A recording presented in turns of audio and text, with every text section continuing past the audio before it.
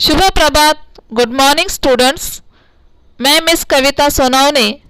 आज हम हिंदी सुलभ भारती कक्षा 8वीं इस किताब से दूसरी इकाई की पहली पोएम धरती का आंगन महके यह पढ़ने जा रहे हैं, जिनके कवि हैं डॉक्टर प्रकाश दीक्षित। तो चलिए सबसे पहले कविता के कवि का परिचय लेते हैं।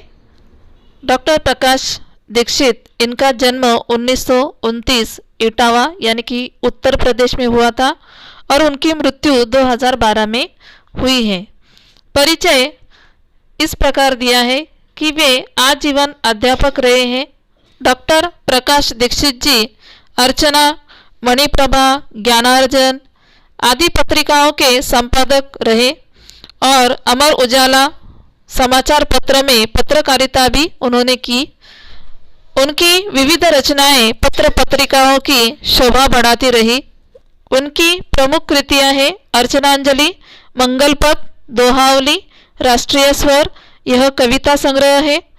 कवि ने इस कविता द्वारा हमें जो संदेश दिया है वो पद्य संबंधित जानकारी यहाँ पर संक्षेप में दी है। चलिए हम देखते हैं उसे। प्रस्तुत नई कविता में कविवर डॉक्टर दीक्षित जी ने कर्म, ज्ञान एवं विज्ञान की महत्ता स्थापित की है। आपका कहना है कि हम ज्ञान विज्ञान के बल पर भले ही आसमान को नाप ले, परंतु विनाशक शस्त्रास्त्र से मानवता को बचाना भी आवश्यक है। यह तभी संभव होगा जब समाज में सदाचार स्नेह बढ़ेगा। इस तरह हम अभी कविता की ओर बढ़ते हैं। सबसे पहले हम कविता का वाचन करेंगे और फिर उसका स्पष्टीकरण अच्छी तरह से समझ लेंगे। धरती का आंगन महके कर्म ज्ञान विज्ञान से, ऐसी सरिता करो प्रवाहित खिले खेत सब धान से। अभिलाषाएं नित मुस्काए आशाओं की छाह में, पैरों की गति बंधी हुई हो विश्वासों की राह में। शिल्पकला कुमुदों की माला वक्षस्थल का हार हो, फूल फलों से हरी भरी इस धरती का श्रृंगार हो। चंद्रलोक या मंगल ग्रह पर चढ़े किसी भी यान से, किंतु न हो संबंध विनाशक असुरों का इंसान से। सांस सांस जीवन पट बुनकर प्राणों का तन ढांकती, सदाचार की शुभ्र शला का मन सुंदरता आंकती। प्रतिभा का पैमाना मेधा की ऊंचाई नापता, मानवता का मीटर बन मन की गहराई मापता। आत्मा को आवृत्त कर दे स्नेह प्रभा परिधान से, करे अर्चना हम सब मिलकर वसुधा के जयगान से। इस तरह की यह सुंदर कविता का स्पष्टीकरण अब हम समझ लेंगे, लेकिन इसके पहले इस कविता के नाम का अर्थ बहुत अच्छी तरह से समझ लेते हैं। धरती, धरती का आंगन महके। धरती मीन्स जमीन और दूसरा उसका अर्थ आता है पृथ्वी, और आंगन घर के बाहर जो स्पेस होता है उसे आंगन कहते हैं। और महकना यानी कि खुशबू आना, सुगंध आना, उसे कहते हैं महकना। जैसे फूलों की महक होती है कि नहीं, उसे कहते हैं महकना। अब हम कविता के पहली दो पंक्तियों का अर्थ समझ लेते हैं। धरती का आंगन महके कर्म ज्ञान विज्ञान से, ऐसी सरिता करो प्रवाहित खिले खेत सब धान से। सबसे पहले शब्दों के अर्थ समझ लेते हैं। कर्म यानी कि अपना काम, विज्ञान यानी कि साइंस, और सरिता, सरिता मीन्स नदी, और प्रवाहित यानी कि बहना। जैसे नदी का पानी बहता है कि नहीं, उसे प्रवाहित होना कहते हैं। इस पद्यांश में कवि हमें ये कहना चाहते हैं कि हमें अपने कर्म ज्ञान व विज्ञान की सहायता से हमें अपनी धरती का आंगन खुशियों से भरना है, और ऐसी सरिता यानी कि नदी प्रवाहित करनी है जिसके कारण हमारे खेत खलियान हरे भरे हो जाए और धन धान्य से संपन्न हो जाए, हर तरफ खुशियाँ ही खुशियाँ छा जाए। यानी कि हमें इस पंक्तियों द्वारा कवि ये संदेशा देना चाहते हैं कि मानव को अपने ज्ञान का सही इस्तेमाल, सदुपयोग उसका अपने विकास के लिए करना चाहिए।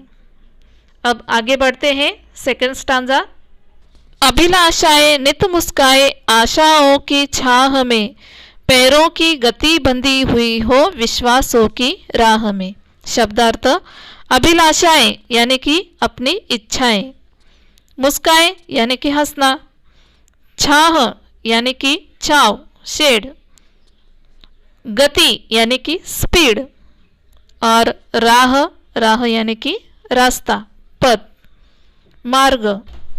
इस पद्यांश में कवि हमें ये कहना चाहते हैं कि मनुष्य के मन में अनंत अभिलाषाएं यानी कि इच्छाएं होती हैं और वह इच्छाएं पूर्ण करने के लिए वह प्रयत्नशील रहता है और उस समय उसके मन में विश्वास होता है कि मेरी ये इच्छा ज़रूर पूरी होगी और यह सफलता प्राप्त करने के लिए उसके पैरों में गति आ जाती है, यानी कि वह तेज़ गति से आगे बढ़ता जाता है।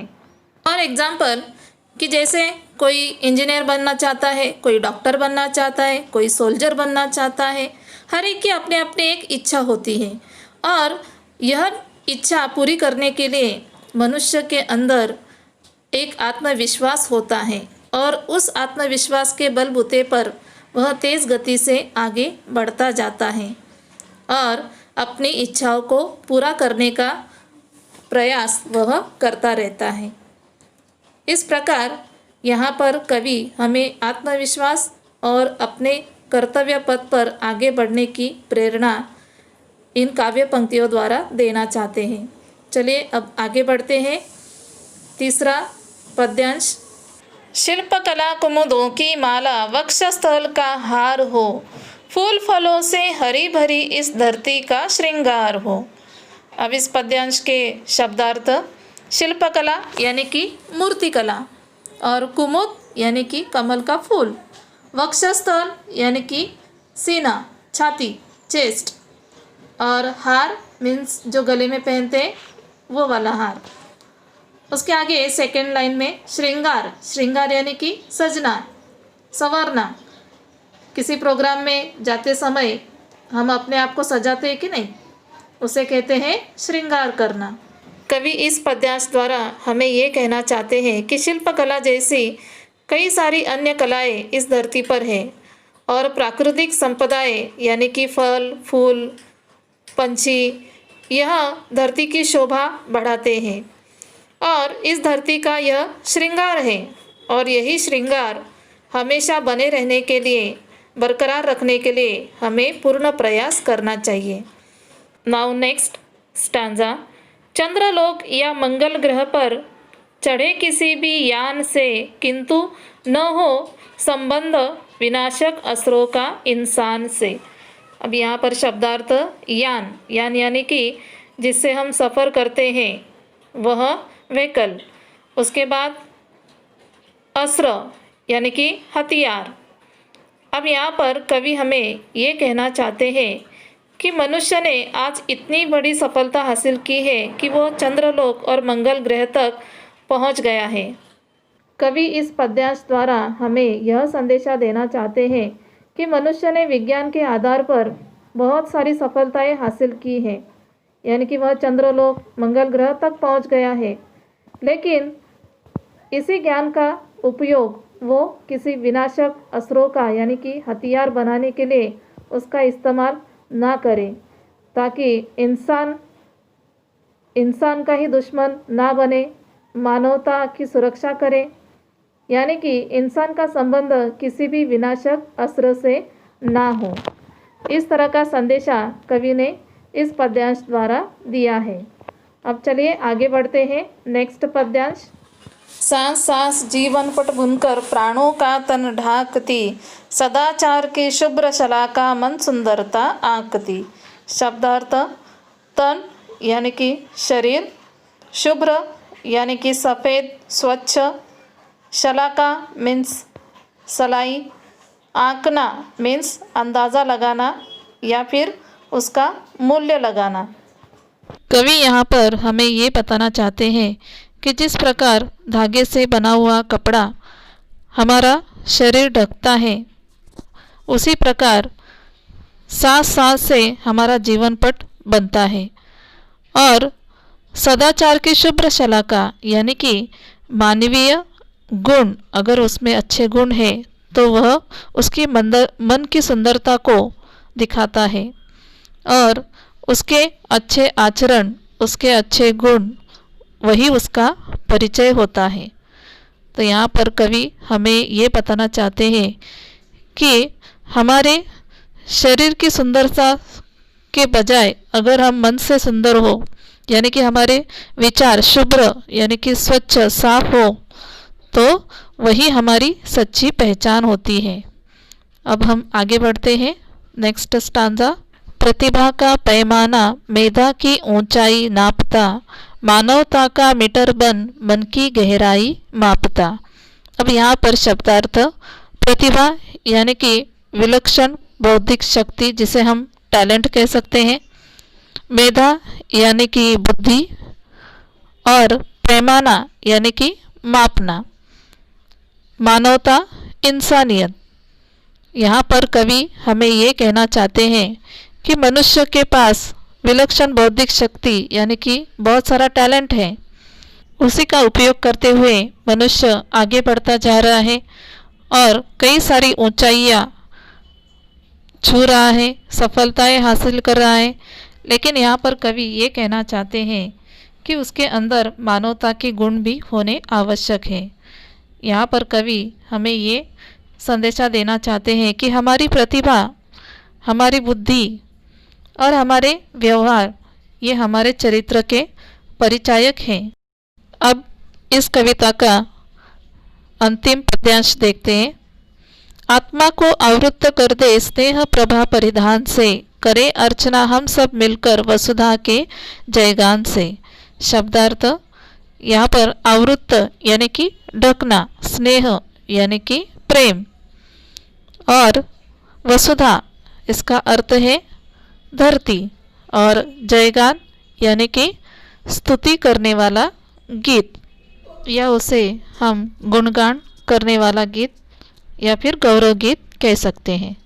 कवि यहाँ पर कहते हैं कि हमारी आत्मा स्नेह रूपी यानी कि प्रेम रूपी वस्त्र परिधान किए हुए हैं, और हमारे मन में बहुत ज़्यादा स्नेह है, और इसी स्नेह रूपी वस्त्रों को परिधान किया हुआ आत्मा हमारे धरती का गुणगान करता है। यानी कि कवि के अनुसार हमारे मन में एक दूसरे के प्रति प्रेम व सहयोग की भावना होनी चाहिए, और हमें अपनी धरती की उन्नति के लिए हमेशा प्रयत्नशील रहना चाहिए। यह बहुत ही महत्वपूर्ण संदेशा यहाँ पर कवि ने दिया हुआ है। इस प्रकार धरती का आंगन में के यह कविता यहाँ पर पूर्ण हो जाती है। धन्यवाद। Thank you.